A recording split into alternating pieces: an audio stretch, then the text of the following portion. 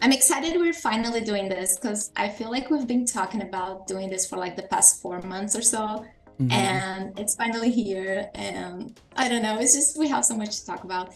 So just Definitely. introduce you to my audience. I'm talking to Joe Duncan, my good friend and writer, journalist, editor-in-chief of Sexography, and creator of the Science of Sex. Would you Yes. tell us a little bit about what is the science of sex exactly? The Science of Sex is a lot of things. It's a Substack publication that I created to help people to understand human sexuality through the lens of science. Like most other topics and subjects out there, I believe that there's a ton of just really, really bad information out there that misleads a lot of people in the internet age. And I think that science is a very powerful tool for us to be able to better understand, what it is that we're trying to understand. And that includes ourselves. Unlike most other topics, I also think that sex is rather all encompassing. So you won't find like erotica or pornography or anything like that on the science of sex. It's genuinely for a better understanding of human sexuality. And I think that's an area that we're extremely confused in, but I think it's also an area that touches every aspect of our lives. Because I think that humans, when they start to control other people, one of the first things they do is clamp down on sexuality. And so, yeah, I think it plays out in the philosophical, the political, the personal, the psychological domains, and it just happens to be that sex is the way that a lot of those things come together. And I feel like you are someone who really enjoys reading research and going into the articles and science and thinking about what you're saying instead of just saying whatever on the internet. So you are a person who is very like concerned with facts and information and not just saying what's popular or what gets clicks. So I think that's kind of the reason why uh, we're chatting today. If I Yeah, can, go ahead. likewise, yeah, it's very rare that people are able to have um, civil, friendly, enlightening discussions when they disagree with somebody these days. It's like everybody just wants to tell you that you're a bad person, and then walk away, and then they feel like they got some sort of slam dunk on you, and it happens especially on social media. So I think it's kind of ironic that we actually started talking on Twitter, which is like the place where it's like you just cannot have a serious discussion with anybody because people are just so ready to just sling all of this stuff on you. And in terms of the Yeah. research, a little fun story is a couple of years ago I was invited on to be the editor-in-chief that I am now at Sexography, which is the largest sex education publication on Medium. And at the time, like, people were just slapping together these articles, and they would like come up with an idea, they would write it, and then they would turn to Google and they would search and they would grab links that support whatever theory they had. Like And I cherry was just like, picking? Yeah. no, no, no, no, no, we're going to stop that practice right now. And then so the next thing they did is they started going to like science journals and getting a link from there to support whatever theory they had. So it's just like, no, that's not how we're supposed to do it. I mean, you're the arbiter of information. And so your job is to try to get a full understanding of something, which is what I try to do with the science of sex. And, as the editor with the pieces published at Sexography, is to get the fullest understanding of something that I can and read all the various different research, not just one study that's like, oh, this confirms what I want to believe. And then that's it. So just an important distinction. Yes, for sure. Yeah, I feel like confirmation bias is so strong these days with everybody. Like everybody's looking for the argument that supports their opinion. And everyone is so eager to peg you, like to put you in this place. If you criticize or if you make a comment about one issue, they immediately put you on the other side. So I made a video talking about the red pill movement, and I criticized some aspects of it, and then people in the comments just put me like as this rabid angry feminist. Like I don't even mention feminism in my video, and I barely even mention women. I'm talking about men, and they immediately put me in this other category because people have this need to categorize everything, and if it doesn't fit into this category, it must fit into this other category. And it's really hard to get into like a productive discussion And yeah, the cherry picking and the confirmation bias are real, and I feel like you do a very good job at avoiding both. And we are always trying our best. First one we are talking about is the sexual revolution and how did it impact dating, because that is an issue that I see come up again and again. That is, dating is messed up these days because the sexual revolution messed it up, like the liberating sex and having women free to have sex with whomever they like, and giving men this like ample access to sex on demand. Basically, this is what messed up dating, and this is why people are no longer forming like long-term bonds. So what are your thoughts on that? It's actually something I've been covering a lot lately, and mostly unfortunately in the framework of Jordan Peterson, because he's a very big proponent. Him and Ben Shapiro are very big proponents, and I try not to be unfair to either of them. I think the crux of their idea is that Ben Shapiro comes right out and says that the sexual revolution has failed. And the implication there is that we should go back to a time before it happened. I don't think it's failed. I think it's tremendously furthered humanity towards a greater sense of equality. And as a man, right, like I wouldn't want to be, just automatically bestowed a higher place of status simply because of something that I had no control over, right? Like I want to, and I'm a competitive guy. I like sports. I like a lot of sports, and I want my teams to win, but I don't want to cheat in order for that to happen. And I feel like, in a sense, that's something that we get wrong a lot, is like, is nobody should be just by birth, higher than anybody else. And we should, if you want to be the best fairly. What these guys kind of tend to say is that men have they've lost out. And what I've kind of formulated is an alternative narrative, which goes like this. If you think about it, over the past 100 years, we've had the most monumental change in a very long time, since written history, for sure. And that is, today we pick our partners based on how they make us feel. And historically, that was never the case. You would have to make some trade-offs. You would have to pick somebody because they, were able to protect you from other people who might want to hurt you. But that's not real love. That's not real affection. It's not even real attraction or sexual desire. You would have to pick somebody because your family told you to, and there were dowries and arranged weddings. Even royalty was not exempt from this. Like royalty, they were married off. Go ahead. Sorry. Yeah. No, it's just a quick point. Like there's the argument, like you would pick your spouse because your farms were right next to each other. So you could just take the fence down, and now, two families become one and your farm is bigger. That's like the reason to get married, because you have a farm right next to the other person. So just, sorry, go on. No, it's all good. I think that we have had to learn a new way of relating as a species, and it's a very good thing, but there's growing pains that come along with it, right? Like we don't really know how to make somebody feel good. Even worse, in a sense, that somebody's emotions is not something that you can physically see. It's not something you can control like you could a physical object. But something like money, it's a lot easier to believe this, borderline conspiracy theory that if you just had more money, that you would be able to attract people. And I've gone through periods in my life where I was very lonely and I didn't have anybody and I was miserable, right? And I always felt, I made up excuses. Like personally, I would be like, well, I don't have enough money. Well, I don't have enough this or that. I'm not good looking enough. I'm a redheaded ginger and you never see us on the cover of magazines. And there was tons of excuses that I would come up with. And I'm not saying that everybody's coming up with an invalid excuse, but I'm saying that I know that pattern. And I think that something like money, it seems so appealing, right? Like, oh, if I could just go buy the right clothes, then I could put those on and people will love me. But like, have you ever met anybody who's fallen in love with somebody because of an article of clothing that they were wearing? No.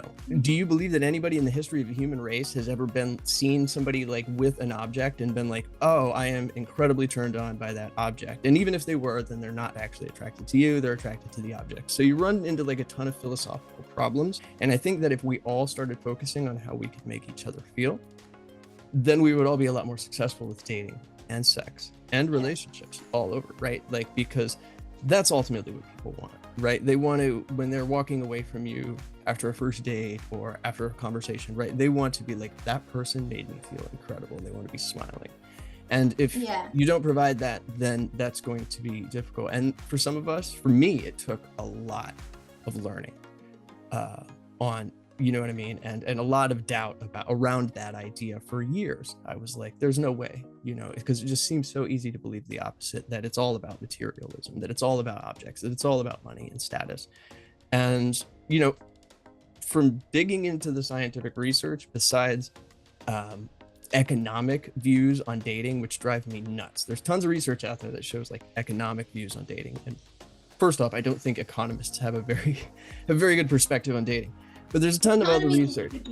What's that? Economy in itself is tricky because they have so many arguments on what economy is actually like and how the science of economy should actually work. Mm-hmm. There are so many opposing views, and so many people can come up with arguments to explain a certain phenomenon. I've seen inflation explained in so many different ways, and they all kind of seem to make sense. And it's kind of hard to tell like what is the truth. That's another point that people seem to kind of obsessed about, this idea that there is a truth. Mm-hmm. I was just reading Nassim Taleb, and he talks about how we have this need to make the world and life make sense, and it often doesn't. It often just doesn't. So we try to find explanations that fit into certain boxes to have this notion that we have control and that life makes sense. But what I wanted to comment on is like your answer like fits right into what Eli Finkel brings on the all or nothing marriage.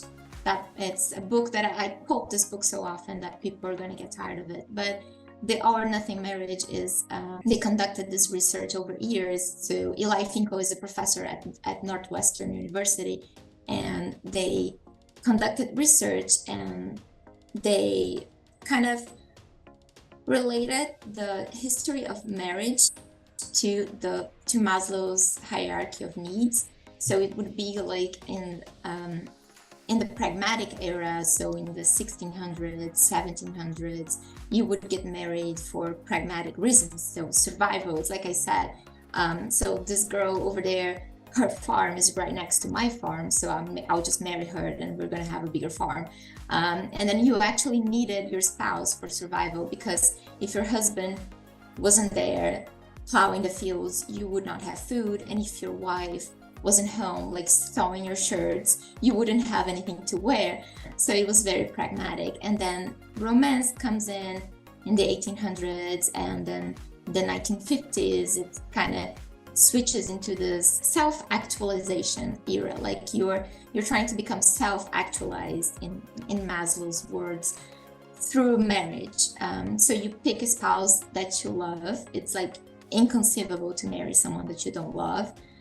And in times before, it would be inconceivable to feel like you have to love someone before you get married. Like this idea that it's like, what does love have to do with anything? So now you pick a spouse that you love, and you hope to build this relationship that brings you fulfillment. And it becomes really difficult because the expectations are really high, and we expect people to make us feel good like all the time, and that's not necessarily true in a long-term relationship. So the argument that I've made before is that marriage is for marriage-minded people, like increasingly. So if you're marriage-minded, then marriage is for you, but not everybody is or has necessarily to be marriage-minded. So we are definitely living through an adjustment period where you have a lot of people with these romantic ideas of forever love, and that you're supposed to find someone to get married. Mhm. but not everybody is ready to make that kind of commitment and go through with it. So separate what you think you're supposed to do and what you're actually like here for and what you are actually ready for. It's a big separation. It also matches with Arlie Hochschild's research. She's the one who came up with the concept of emotional labor.